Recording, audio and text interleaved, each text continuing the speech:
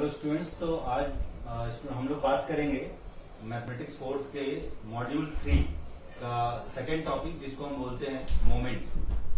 Actually students, अभी mathematics fourth में module third, module fourth and module fifth is all about statistics. This is statistical technique 1। Module जो fourth होगा that is statistical technique second, and जो module fifth होगा that is statistical technique third.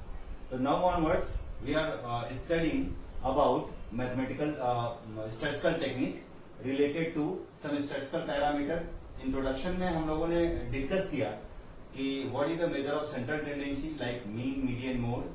But यहाँ पर हम लोग बात करेंगे about measure of dispersion. Dispersion का मतलब एक फॉर्मूले से जो कैलकुलेटेड वैल्यू आती है किसी भी डेटा के एवरेज की, और एक प्रिडिक्टेड वैल्यू जो आप प्रेडिक्ट करते हो, उन दोनों का जो डिफरेंस होता है उसको हम बोलते हैं मेजर ऑफ डिस्पर्सन। या उस डिफरेंस को स्टडी करने के लिए जिस जिस पैरामीटर्स का हम लोग यूज करते हैं उन्हीं को हम कंसीडर करते हैं under the major of dispersion. उसका पहला पैरामीटर जो होता है दैट इज द मोमेंट्स।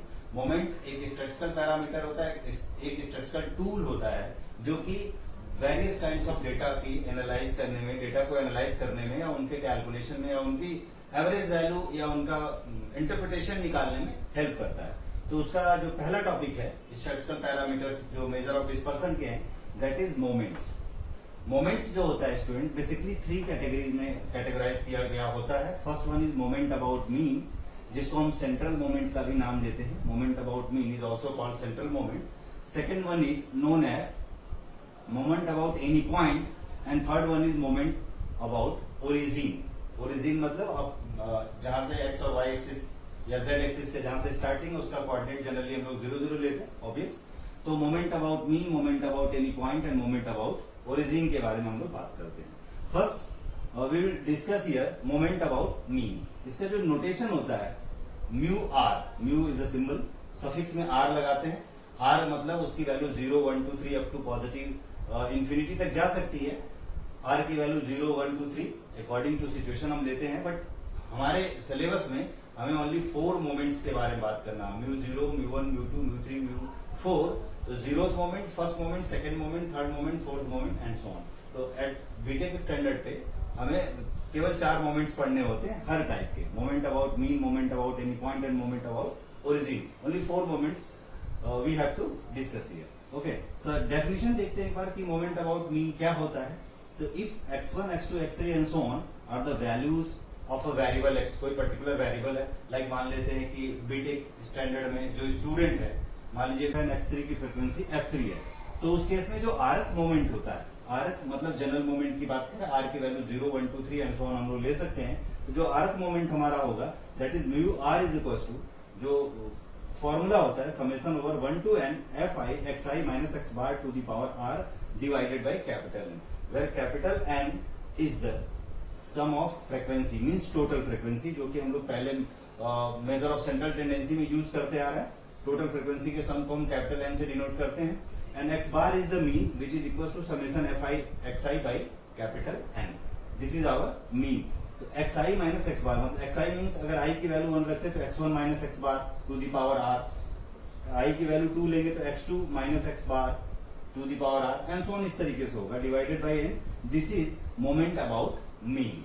अब अगर हम रिमार्क डिस्कस करें, मीन्स बारी बारी से r की वैल्यू 0 1 2 3 एंड सो ऑन इस तरीके से अगर वैल्यू हम लोग यूज करते हैं, if we are taking here r equal to 0, तो इस फॉर्मूले में म्यू 0 हो जाएगा और पावर में 0 हो जाएगा। और हमें पता है xi minus x bar to the power 0 means किसी भी क्वांटिटी के पावर 0 तो उसकी वैल्यू 1 होती है, तो यहाँ पर 1 आ जाएगा, समेशन fi बाई n बचेगा, और n मतलब होता है समेशन fi, तो समेशन fi कैंसिल हो जाएगा, तो mu not equal to 1 means 0th moment about mean is called is equal to 1। तो 0th मोमेंट 1 के इक्वल होता है। आगे फर्दर हमें यूज होगा, हम डायरेक्टली इसको यूज कर सकते हैं।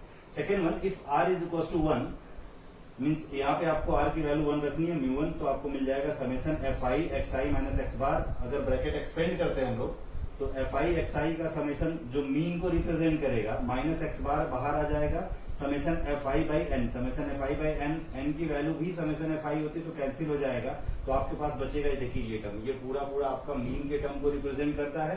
और समेशन एफ आई और एफ आई से कैंसिल हो जाना है जी, तो ये भी आपका एक्स बार बचेगा, एक्स बार माइनस एक्स बार, मीन माइनस मीन यानी 0। Your first moment about mean is 1, zeroth moment is 0, sorry, zeroth moment is 1 and first moment is equals to 0। ये आप इस फॉर्मूले से निकाल सकते हैं और इसको हम डायरेक्ट भी कहीं पर यूज कर सकते हैं। सिमिलरली अगर हम लोग इस फॉर्मूले में r इक्वल्स टू 2 रखते इसी फॉर्मूले में, तो r के पावर में 2 आ जाएगा इधर, summation f i x i minus x bar का स्क्वायर डिवाइडेड बाई n हो गया। और इसको हम वेरिएंस देखिए, mu two equals to summation f i x i minus x bar का square divide by n, this is called variance और square of the standard deviation. ये भी एक तरीके का स्टैटिस्टिकल मेजर्स होता है, स्टैटिस्टिकल टूल होता है वेरिएंस, जो कि स्टैंडर्ड डेविएशन के स्क्वायर या उसी को हम वेरिएंस भी कहते हैं। आप इसको अगर कहीं पढ़े होंगे 11th स्टैंडर्ड में, तो इसको हम ऐसे बोलते हैं sigma square, this is variance, और इसी को हम स्टैंडर्ड, सिग्मा को स्टैंडर्ड डेविएशन कहते हैं। हम सिंपली नोटेशन के तौर पर अगर फ्यूचर में कहीं अगर दिखाई दे तो standard deviation is equal to sigma, variance की बात करेंगे तो इसका स्क्वायर होता है। ओके, तो similarly we can calculate mu 3 mu 4 and so on. But in BTech standard हमने खाली क्या निकालना होता है, mu 1 mu 2 mu 3 mu 4, only first 4 moment निकालने होते हैं। म्यू 4 म्यू 5 का कैलकुलेशन हमने नहीं करना होता है, इसीलिए फॉर्मूला आप रख के म्यू 3, यहाँ पर अगर r की वैल्यू 3 रखेंगे तो म्यू 3 मिल जाएगा, 4 रखेंगे तो म्यू 4 मिल जाएगा and so on. Zeroth moment always 1 होता है, जैसा कि आपने देखा, zeroth moment about mean is equal to 1, first moment about mean is equal to 0, second moment about mean को हम क्या बोलते हैं, वेरिएंस या स्टैंडर्ड डेविएशन का स्क्वायर। सेकेंड हमारा आता है moment about any point. Point आपको गिवन होगा कि अबाउट 4 अबाउट 5 एनी नंबर, कोई न्यूमेरिक वैल्यू दी गई होगी, उस पॉइंट के अबाउट मोमेंट बताइए। तो moments about any point is denoted by mu r dash. Mu r dash इसका सिंबल है, प्लीज आप इसको ध्यान रखिएगा। The moments about a given point a, कोई पॉइंट आपको दिया गया लाइक 2 3 4 5 एनीवन, जो भी पॉइंट दिया गया होगा क्वेश्चन में, उसके अकॉर्डिंग हम देखेंगे उस पॉइंट को। सब कुछ सिमिलर फॉर्मूला है, जहां पर एक्स बार आएगा वहां पर हमने क्या रख देना है, ए। तो this is the formula for the rth moment about a given point a, mu r dash equals to summation over 1 to n f i x i minus a to the power r upon capital r हो जाएगा, where r equals to 0 1 2 3 4 and so on, जो सारी positive values हम ले सकते हैं। और capital n is the obvious total some of frequency, जो कि हम अभी यहाँ पर देखें। अब यहाँ पर भी अगर हम बारी बारी से r की वैल्यू 0 1 2 3 एंड सो ऑन हम लोग अगर यूज करते हैं स्टूडेंट, तो हमें क्या मिलेगा, r इक्वल टू 0 पे इस पूरे के power 0 summation f i by n मिलेगा, जिसकी वैल्यू क्या होती है 1। तो आपने क्या देखा, zeroth moment about any point is also equal to 1। Similar है, यहाँ पर भी आपने देखा जीरोथ मोमेंट अबाउट ओरिजिन, उसको हम 1 बोलते हैं। Zeroth moment about any point, वो भी 1 के इक्वल ही आता है। सेकेंड अगर हम r की वैल्यू 1 रखते हैं तो यहाँ पर 1 आ जाएगा, म्यू आर डैश, सॉल्व करेंगे इसको तो x बार माइनस a मिलेगा, बिकॉज यहाँ पर f i x i by n that will be x bar which is equal to me, और a कॉमन हो जाएगा आपका, तो आपको एफ आई बाई एन मिलेगा, summation f i by n cancel होके 1, तो मीन माइनस वो गिवन पॉइंट, जो जिस पॉइंट के अबाउट आप कैलकुलेट कर रहे हैं मोमेंट, तो first moment about a point is equal to mean minus that particular point, जिसके अबाउट हम लोग फर्स्ट मोमेंट कैलकुलेट करते हैं। सिमिलरली r इक्वल टू 2 पर यहाँ पर स्क्वायर आ जाएगा इसी फॉर्मूले में, r equal to 3 4 and so on, second moment third moment fourth moment भी हम इसी तरीके से कैलकुलेट कर सकते हैं। तो student this is 2 moments, moment about mean and moment about any point. Now will discuss about moment about origin, उसके बारे में भी हम लोग बात करेंगे। इसको देखिए, मोमेंट अबाउट मीन को हम सेंट्रल मोमेंट भी कहते हैं। तो कई बार एग्जाम में क्वेश्चन इस तरीके से भी आ जाता है स्टूडेंट की, moment find first 4 central moment, इसका मतलब find first 4 moment about mean. First 4 का मतलब क्या, mu 1 mu 2 mu 3 and mu 4। आपको म्यू 4 तक ही कैलकुलेशन करना है, यहाँ पर म्यू 5 म्यू 6 हायर जो मोमेंट्स हैं about mean about any point about origin नहीं करना है, सिर्फ mu 1 mu 2 mu 3 and mu 4 करना। By default mu naught mu dash not, और इसी तरीके से मोमेंट अबाउट ओरिजिन का भी जीरोथ मोमेंट ऑलवेज 1 होता है। वो कैलकुलेशन से आप देखेंगे तो 1 के बराबर ही आएगा, और इसके आगे के जो मोमेंट्स होते हैं वो मतलब इसी तरीके से वैल्यू रख के हम कैलकुलेट करते हैं। तो जो मोमेंट्स हैं ये हमारे अबाउट डिस्पर्सन, जैसे मेजर ऑफ सेंट्रल टेंडेंसी पढ़ते थे, वैसे मेजर ऑफ डिस्पर्सन के मेजरमेंट है, टूल्स हैं जो कि स्टैटिस्टिकल पैरामीटर के तौर पे यूज किए जाते हैं फॉर डेटा एनालाइज करने के पॉइंट ऑफ व्यू से। तो next will talk about moment about origin. ठीक, तो स्टूडेंट ये तीसरा मोमेंट हमारा जो होता है मोमेंट अबाउट ओरिजिन, जिसको न्यू आर से डिनोट करते हैं। फर्स्ट मोमेंट जो आपका था that is moment about mean था। सेकेंड मोमेंट जो था that is moment about any point था। जो थर्ड मोमेंट होता है that is moment about origin, जिसको न्यू आर से डिनोट करते हैं। अर्थ मोमेंट अबाउट ओरिजिन, उसका फॉर्मूला होता है nu r equal to summation over 1 to n fi xi to the power r divide by n। ठीक है, तो यहाँ पर कोई पॉइंट माइनस नहीं हुआ, कोई मीन माइनस नहीं हुआ, क्योंकि ओरिजिन के अबाउट निकालना था। तो ऑब्वियस अगर उस पॉइंट को ओरिजिन पे रखते तो जीरो लिया जाएगा, इसीलिए direct xi to the power r लिख दिया गया। जहाँ पे r की वैल्यू 0, 1, 2, 3 एंड सो ऑन हुआ करती है, n मतलब total sum of frequency. Okay, अब हम लोग कंडीशन अगर यूज करें if r equals to 0, then zeroth moment about origin will be 1। ये आपने देखा अभी कि जो आपका first moment about zeroth moment about origin, zeroth moment about any point and zeroth moment about mean, तीनों के जीरोथ मोमेंट 1 आ रहे थे। तो याद रखिएगा बाय डिफॉल्ट जीरोथ मोमेंट जो जीरो वाला मोमेंट होता है, जीरो एट पॉइंट जीरो, जो moment about mean, moment about origin, moment about any point will be 1 always. ठीक है, second if r equal to 1 हम लोग यूज करते हैं तो r टू दी पावर 1, यहाँ पे r की वैल्यू 1 हो जाएगी। Mu 1 equal to summation over i from 1 to n fi xi to the power n, यानी summation fi xi by n हो गया। That is the mean. सीधे सीधे मीन का फॉर्मूला आ गया, अरिथमेटिक मीन या एवरेज या मीन की बात हम करते हैं। Mu 1 equal to summation fi xi by n, ये मीन का फॉर्मूला हो गया। तो आप देख सकते हैं first moment about origin is called mean, आप ऐसे भी बोल सकते हैं। मीन की डेफिनेशन एक्चुअल आई ही यहीं से थी कि जो पहले हम लोग मोमेंट सीखा गया इनिशियली, जब ये सारे मेजर्स, स्टैटिस्टिकल मेजर जब डिस्कशन किए जा रहे होंगे उस दौरान मीन की डेफिनेशन जो है यहीं से डिफाइन किया गया था कि जो फर्स्ट मोमेंट अबाउट ओरिजिन होता है उसी को हम लोग क्या बोलते हैं, किसी डेटा की मीन बोलते हैं। ठीक है, तो ये मीन का डेफिनेशन। सिमिलरली हम लोग कैलकुलेट कर सकते हैं, this is not mu 2, this is mu 2, mu 3 and mu 4। इसी तरीके से हम लोग mu 2, mu 3, mu 4 and so on, मतलब second moment about origin, third moment about origin, fourth moment about origin and so on हम लोग calculate कर सकते हैं।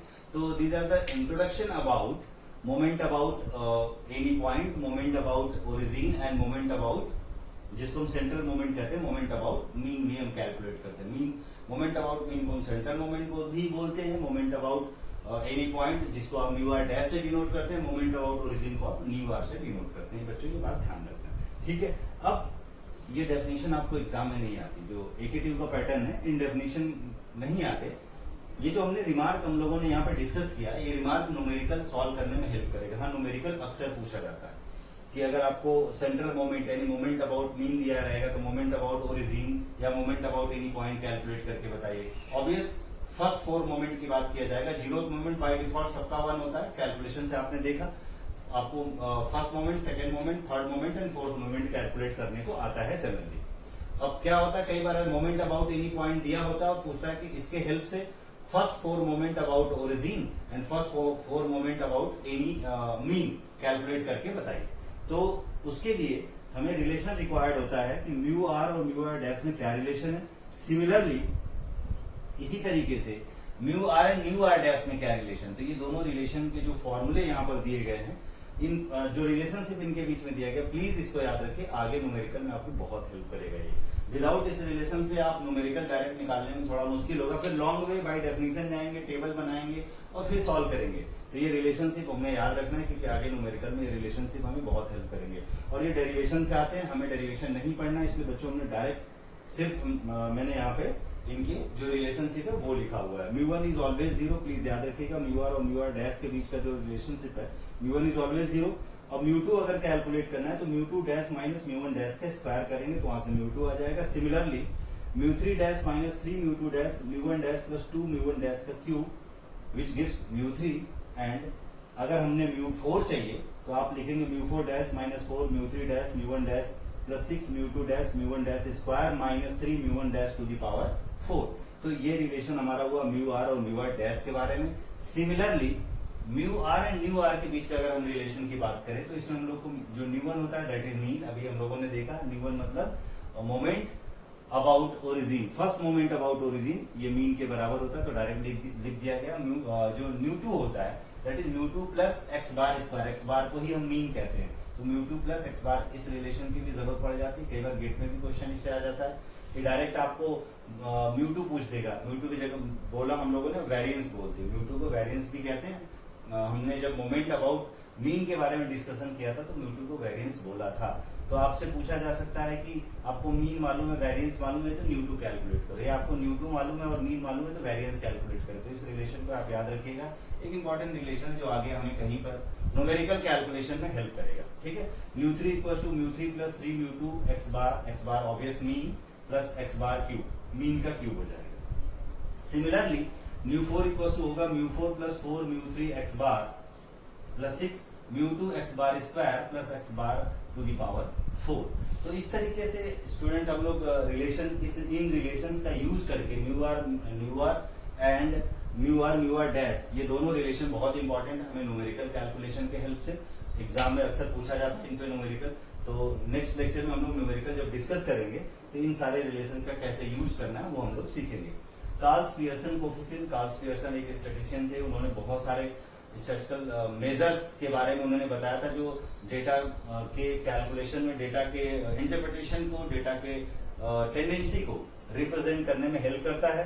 कार्ल्स पियर्सन के दो कोफिशिएंट थे, beta coefficient and gamma coefficient. Beta में बीटा 1 बीटा 2 एंड गामा में गामा 1 एंड गामा 2। बीटा 1 की वैल्यू म्यू3 स्क्वायर अपॉन म्यू2 का क्यूब हुआ करती है, बीटा 2 की वैल्यू म्यू4 अपॉन म्यू2 का स्क्वायर हुआ करती है। म्यू2 म्यू3 म्यू4 म्यू2 व्हाट इज दिस पैरामीटर क्या, ये पैरामीटर क्या है, तो ये पैरामीटर है बेटा आपके मोमेंट अबाउट मीन। म्यू2 मतलब second moment about mean, mu मतलब third moment about mean, mu मतलब फोर्थ मोमेंट अबाउट मीन। ये आप आगे पीछे हम लोग डिस्कस अभी कर चुके हैं स्टार्टिंग में ही लेक्चर के। ओके, नेक्स्ट होता है हमारा गामा कोएफिशिएंट। गामा 1 की value under root beta 1 plus होता है, जनरली प्लस बीटा 1 होता है, ऑब्वियस कोई साइन नहीं है तो हम प्लस ही मानते हैं। Gamma 2 equal to beta 2 minus 3 होता है। तो ये कार्ल्स पियर्सन कोएफिशिएंट आगे हमें जाके इनकी बहुत जरूरत पड़ने वाली है। कार्ल्स पियर्सन कोएफिशिएंट ही अब हमें डिस्कशन करना है coefficient of skewness and kurtosis में, इन्हीं की हेल्प से हम बताते हैं। आगे हम लोग डिस्कस करेंगे कि क्या कर्टोसिस किसको बोलते हैं, आपका ये बीटा 1 बीटा 2 का यूज कैसे होगा स्क्यूनेस और कर्टोसिस को कैलकुलेशन में, तो आगे हम डिस्कस करेंगे। तो बेटा आज के लेक्चर में बच्चों यहीं तक हम बात करेंगे। बेसिक इंट्रोडक्शन दिया about moments, about mean, moments about any point and moments about origin. तो जितना डिस्कशन किया गया प्लीज इसको याद रखिए, और ये रिलेशन बहुत इंपॉर्टेंट है, very very important, mu r और म्यू आर डैश के बीच में, सिमिलरली म्यू आर और म्यू आर के बीच में। तो इन रिलेशन के बेसिस पर न्यूमेरिकल कैलकुलेशन हमें आगे आएगा। तो आज के लिए इतना ही, नेक्स्ट लेक्चर में will talk about numerical related to moment about mean, moment about origin and moment about any point. ठीक है, आज के लिए इतना ही, थैंक यू सो मच।